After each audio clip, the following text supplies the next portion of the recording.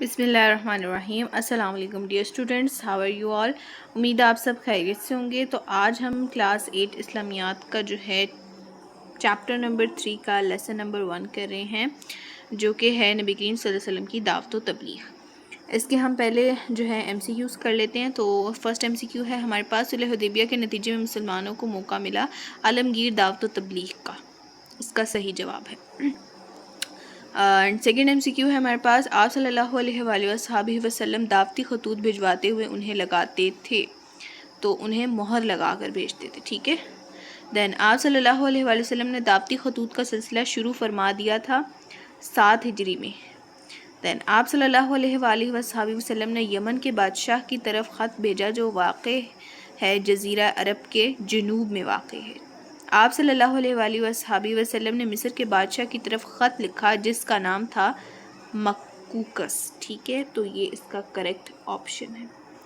Now ہم اس کے short question answers پہ آ جاتے ہیں۔ تو فرسٹ شارٹ کوشچن آنسر ہمارے پاس جو ہے وہ ہے، صلح حدیبیہ کے بعد دعوتی تبلیغی سرگرمیوں کا سلسلہ کہاں تک پھیل گیا؟ اس کے جواب میں ہم لکھیں گے، صلح حدیبیہ کے نتیجے میں آپ صلی اللہ علیہ وآلہ وصحبہ وسلم کی دعوت و تبلیغ کی سرگرمیوں میں تیزی آئی اور اس کے دائرہ کار اور وسعت میں بھی اضافہ ہو گیا۔ دعوت و تبلیغ کا عمل حجاز بلکہ جزیرہ عرب کی حدود سے بھی باہر نکل گئی، یعنی کہ جزیرہ عرب سے باہر بھی جو ہے دعوت و تبلیغ اسلام کی پھیل گئی۔ دین سیکنڈ ہمارے پاس جو ہے شارٹ کوشچن وہ ہے، آپ صلی اللہ علیہ وآلہ وصحبہ وسلم نے حبشہ کے بادشاہ کی طرف دعوت و تبلیغ کے لیے کسے بھیجا؟ تو آپ صلی اللہ علیہ وآلہ وسلم نے حضرت عمر رضی اللہ تعالیٰ عنہ کو شاہ حبشہ نجاشی کی طرف جو ہے وہ خط دے کر ارسال فرمایا تھا، ٹھیک ہے۔ تو یہاں پہ شاہ کا مطلب بادشاہ ہی ہے، ٹھیک ہو گیا۔ دین کوشچن نمبر 3 ہے ہمارے پاس، روم جزیرہ عرب کی کس سمت میں واقع ہے، یعنی کس طرف، کس سائڈ کو واقع ہے، ٹھیک ہے۔ تو روم جزیرہ عرب کی شمال میں واقع ہے۔ دین آپ صلی اللہ علیہ وآلہ وسلم پر جو مہر لگواتے، آپ صلی اللہ علیہ وسلم خطوط پر جو مہر لگواتے تھے اس پر کیا نقش تھا؟ تو آپ صلی اللہ علیہ وسلم خطوط پر جو مہر لگواتے تھے اس پر محمد رسول اللہ نقش ہوتا تھا، ٹھیک ہے۔ دین کوشچن نمبر 5 ہے ہمارے پاس، آپ صلی اللہ علیہ وآلہ وسلم نے کتنے صحابہ کو سفارت کے لیے منتخب فرمایا؟ تو آپ صلی اللہ علیہ وآلہ وسلم نے 42 یعنی کہ 42 مرتبہ جو ہے 38 صحابہ کرام رضی اللہ تعالیٰ عنہ کو سفیر بنا کر دعوت و تبلیغ کی ذمہ داری سونپی، ٹھیک ہے۔ یعنی کہ آپ صلی اللہ علیہ وسلم نے جو ہے 42 مرتبہ 38 صحابہ کو سفیر بنایا، ٹھیک ہے۔ دین ہمارے پاس لانگ کوشچنز آتے ہیں، تو یہ آپ کے پاس جو ہے فرسٹ لانگ کا آنسر ہے، اس میں ہمارے پاس 5 ہیڈنگز میں دوں گی، تو آپ چاہیں تو آپ 4 کر لیجئے، ٹھیک ہے۔ ایز اے لانگ آپ کا 8 مارکس کا ہوتا ہے۔ تو اس میں ہمارے پاس جو فرسٹ ہیڈنگ ہے وہ ہے امن و امان کا قیام۔ صلح حدیبیہ کے بعد مسلمانوں کو قریش مکہ کی جانب سے حملے کا خطرہ نہ رہا تھا اور جو ہے ہر طرف پھر امن پھیل گیا۔ اس امن کے نتیجے میں مسلمان اپنی توانائیاں دعوت و تبلیغ کی طرف مرکوز کرنے میں کامیاب ہو گئے۔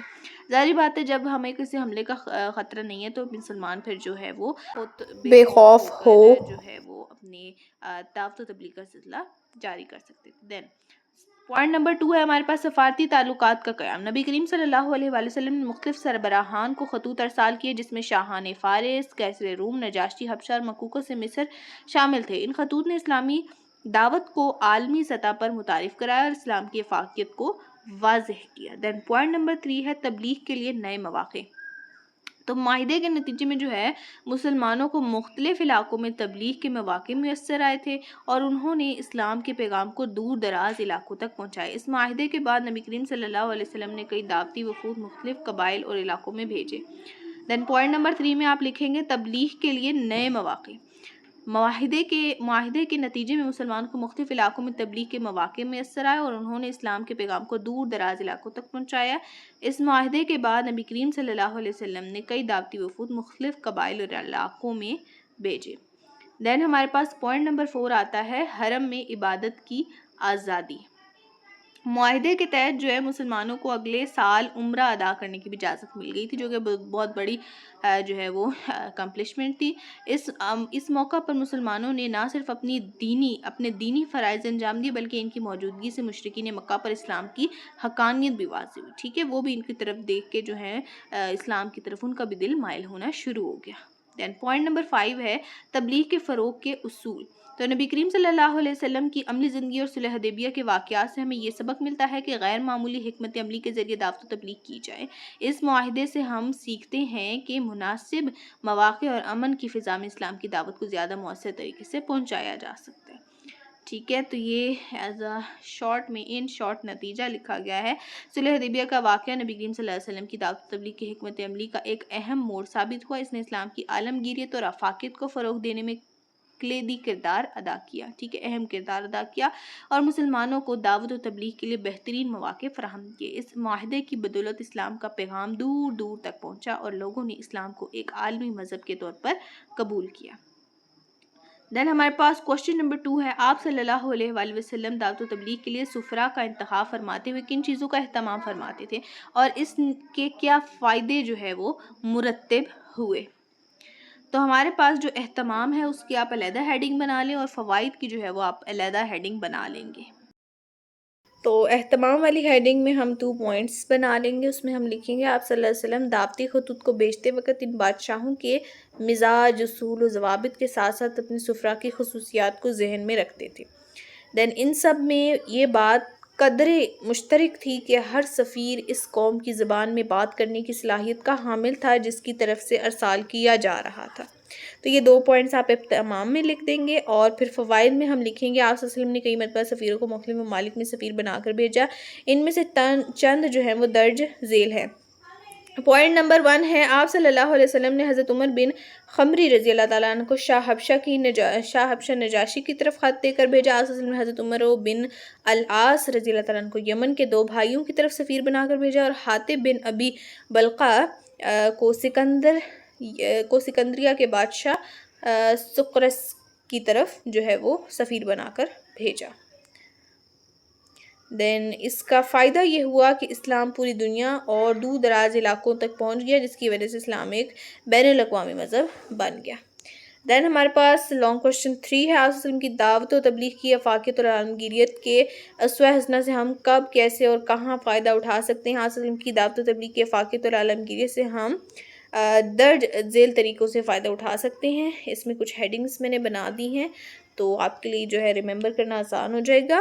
سب سے پہلے ہے اخلاق و کردار. آپ صلی اللہ علیہ وسلم کا کردار اخلاق بہترین نمونہ ہے. اپنے معاملات میں ایمانداری، اخلاص، صبر جیسی صفات کو اپنانے سے ہماری زندگی بہترین ہو سکتی ہے. عدل و انصاف. آپ صلی اللہ علیہ وسلم نے ہمیشہ انصاف کا حکم دیا اور عدل و انصاف کا عملی نمونہ پیش کیا. ہمارے معاشرتی مسائل کا حل انصاف کے اصولوں پر عمل پیرا ہونے میں ہے. باہمی رواداری اور برداشت. آپ صلی اللہ علیہ وسلم مختلف قوموں اور مذاہب کے لوگوں کے ساتھ حسن سلوک کا درس دیا ہے. ہم اپنے معاشرتی تعلقات میں رواداری اور برداشت کو فروغ دے سکتے ہیں. ٹھیک ہے. دین دعوت و تبلیغ. آپ صلی اللہ علیہ وسلم نے حکمت عملی اور نرمی کے ساتھ دعوت و تبلیغ کا کام کیا. ہم بھی حکمت اور نرمی کے ساتھ اپنے دین کی بات دوسروں تک پہنچا سکتے ہیں. رہنمائی اور مشاورت ہے نیکسٹ پوائنٹ. دین آپ صلی اللہ علیہ وسلم نے اپنے اصحاب کے ساتھ جو ہے مشورہ کیا اور ان کی رائے کا احترام کیا. ہمیں چاہیے کہ ہم بھی اپنے معاملات میں مشاورت کریں، ہم بھی دوسروں کی باتوں کو جو ہے وہ اہمیت دیں. ان تمام اصولوں کو اپنی زندگی میں اپنانے سے ہم بہترین انسان و مسلمان بن سکتے ہیں اور اپنے معاشرے کو ایک بہترین معاشرہ بنا سکتے ہیں. یہ آپ کے جو ہے اس چیپٹر کے کمپلیٹ جو ہے ہم نے ایکسرسائز کر لی ہے. تو اب نیکسٹ ویڈیو کے لیے جو ہے وہ نیکسٹ ویڈیو آپ کی فرائیڈے کو اپلوڈ ہوگی. تو تب تک کے لیے جو ہے آپ نے چینل کو سبسکرائب کر لینا ہے، ویڈیو کو لائک کر لینا ہے اور سبسکرائب کرنے کے ساتھ آپ کو بیل کا آئیکن دکھے گا، اس میں آل پہ پریس کر لیجیے گا. اس سے جب میں فرائیڈے کو ویڈیو اپلوڈ کروں گی تو آپ کو نوٹیفیکیشن میں اس کا جو ہے وہ نوٹیفیکیشن آ جائے گا. آپ وہاں سے فوراً دیکھ سکتے ہیں. ٹھیک ہے. اللہ حافظ.